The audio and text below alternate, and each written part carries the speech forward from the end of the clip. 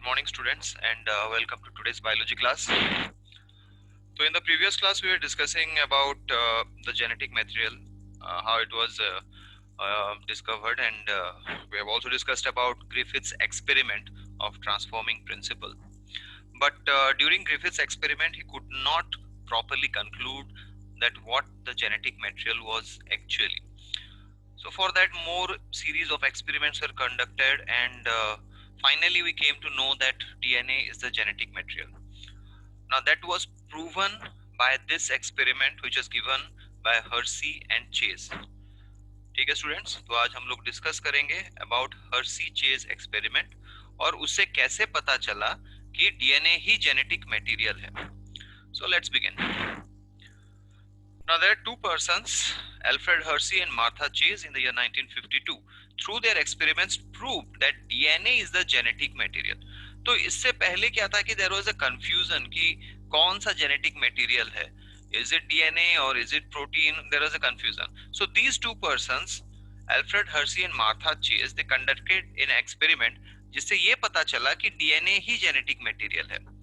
Now that was popularly known as the blenders experiment. Blender मतलब आपका mixer grinder जो आप लोग घर पे यूज करते हो, किचन पे यूज करते हो, वैसा ही उन्होंने एक ब्लेंडर यूज किया था to carry out this experiment.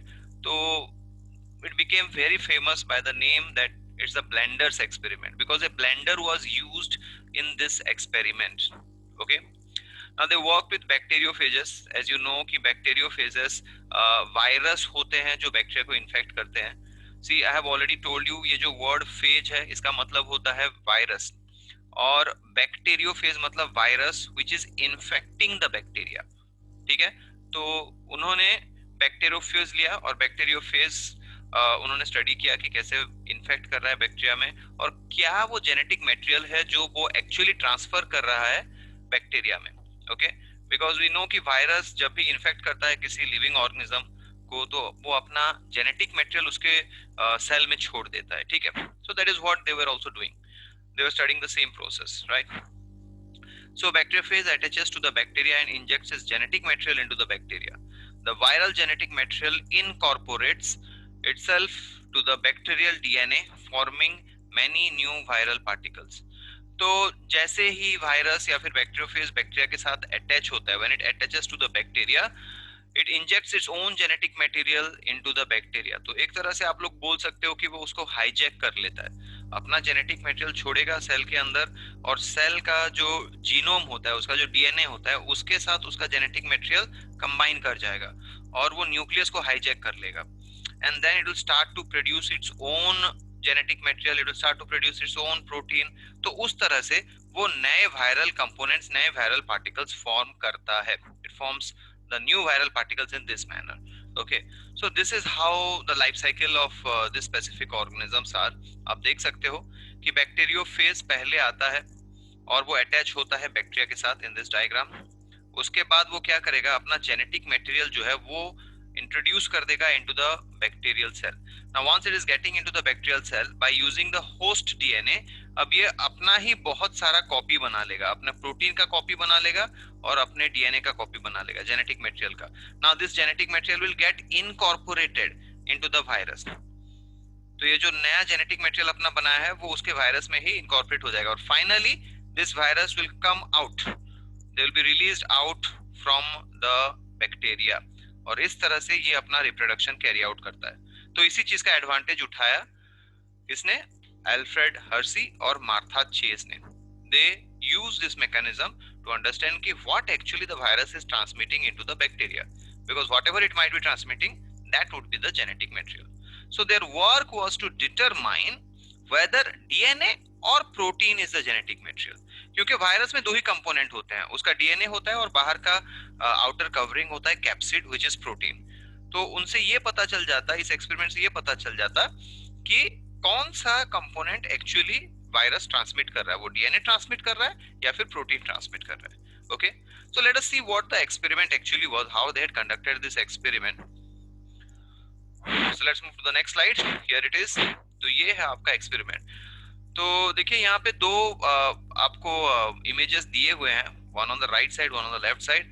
Now, the one on your right side is actually how the experiment was conducted, and one on the left side is a diagrammatic representation of it. ठीक है?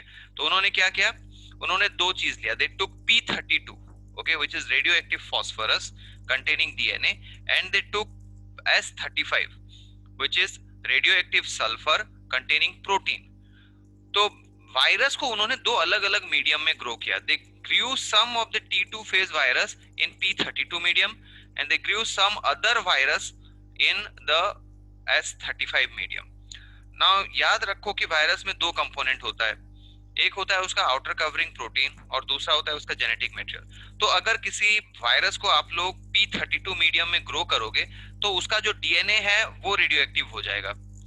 लेकिन अगर आप किसी virus को S35 medium में grow करोगे तो उसका आउटर कवरिंग प्रोटीन जो है वो रेडियो एक्टिव हो जाएगा. क्यों? क्योंकि डीएनए में फास्फोरस होता है लेकिन सल्फर नहीं होता. आरएनए में सल्फर होता है लेकिन फास्फोरस नहीं होता. So that is the reason उन्होंने P32 और S35 जैसे मीडियम लिए.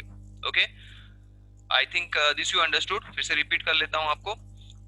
P32 medium and S35 medium, दो अलग अलग मीडियम उन्होंने बनाया. कुछ वायरस को उन्होंने P32 मीडियम में डाला, कुछ वायरस को उन्होंने S35 मीडियम में डाला.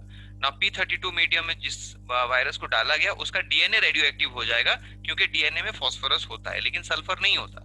सिमिलरली S35 जो मीडियम है उसमें जिस वायरस को उन्होंने डाला तो उसका जो कैप्सिड है, प्रोटीन है, वो रेडियो एक्टिव हो जाएगा क्योंकि प्रोटीन में सल्फर होता है, फास्फोरस नहीं होता. ठीक है.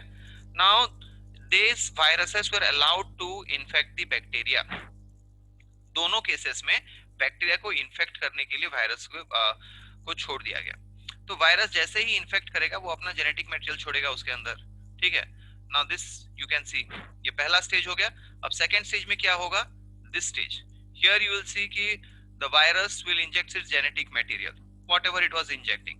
ओके, तो इट कैन बी डीएनए और आरएनए. इसके बाद में हम लोग देखेंगे कि वो डीएनए होता है, बट इनिशियली उनको पता नहीं था तो वो जानना चाहते हैं क्या इंजेक्ट कर रहा है. ठीक है. So this is injecting. Now what they did after that has been injected, after the genetic material has been injected, उसका जो बाहर का प्रोटीन कवर है वो अटैच होके रह जाता है with the bacteria.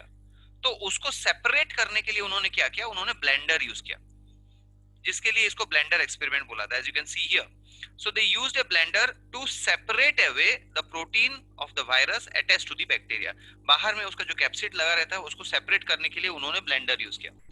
After blending उन्होंने क्या किया? सेंट्रीफ्यूज कर दिया. दोनों सैंपल्स को सेंट्रीफ्यूज कर दिया. Centrifugation is a process where you will find कि the molecules will be separated on their molecular weight. जिसका वेट ज्यादा होगा वो नीचे सेटल हो जाएगा, जिसका वेट कम होगा वो ऊपर रह जाएगा टेस्ट ट्यूब में. ठीक है. तो जब इस चीज को किया गया, सेंट्रीफ्यूज किया गया दोनों सैंपल को, तो अब इनमें देखो दो ही चीज है. ये जो सैंपल हम लोग डाले हैं उसमें दो चीज है, एक आपका बैक्टीरिया है और दूसरा वायरस है, और कुछ भी नहीं है. There is no other component. तो जब आप सेंट्रीफ्यूज करोगे तो बैक्टीरिया नीचे पैलेट में जमा हो जाएगा. ठीक है, बिकॉज इट इज हैवियर. लेकिन वायरस का जो प्रोटीन पार्टिकल है वो लाइटर है, तो वो यहाँ ऊपर सुपरनेटेंट ये लिक्विड पार्ट में रह जाएगा. Okay, so the bacteria will settle down in the pellet and the supernatant will contain the viral components. Similar here, यहाँ पे भी बैक्टीरिया नीचे जमा हो जाएगा, ऊपर सुपरनेटेंट फ्लूइड रहेगा जहाँ पे वायरल आपका प्रोटीन कंपोनेंट्स रहेगा. Now when they observed these two, ये दोनों को जब ऑब्जर्व किए तो पहला वाला जो था, the first experiment that they had conducted by using P32, उसमें उन्होंने देखा कि जो पैलेट है वो रेडियो एक्टिविटी शो कर रहा है, और जो दूसरा वाला था जिसमें उन्होंने S35 मीडियम यूज किया हुआ था उसमें उन्होंने देखा कि सुपरनेटेंट जो है वो रेडियो एक्टिविटी शो कर रहा है. So it was seen that the P32 medium containing viruses, they were showing radioactivity in the pellet, but the S35 one were not showing radioactivity in the pellet, instead they were showing radioactivity in the supernatant. तो इससे क्या पता चलता है? इससे ये पता चलता है कि डीएनए ट्रांसमिट हुआ है इनटू द बैक्टीरिया, इसीलिए उसका रेडियो एक्टिविटी दिखा रहा है पैलेट में. लेकिन वायरस का जो प्रोटीन कंपोनेंट है, कैप्सिड है, वो ट्रांसफर नहीं हुआ, इसीलिए जिसमें हम लोग S35 मीडियम डाले थे उसमें वो सुपरनेटेंट में ही रह गया, बैक्टीरिया के अंदर कोई भी रेडियो एक्टिविटी नहीं दिखा रहा है. Okay, So this was the experiment which was conducted by Hersey and Chase. तो इससे हमको पता चलता है कि डीएनए ही वो जेनेटिक मटेरियल है जो एक ऑर्गेनिज्म से दूसरे ऑर्गेनिज्म में जाता है।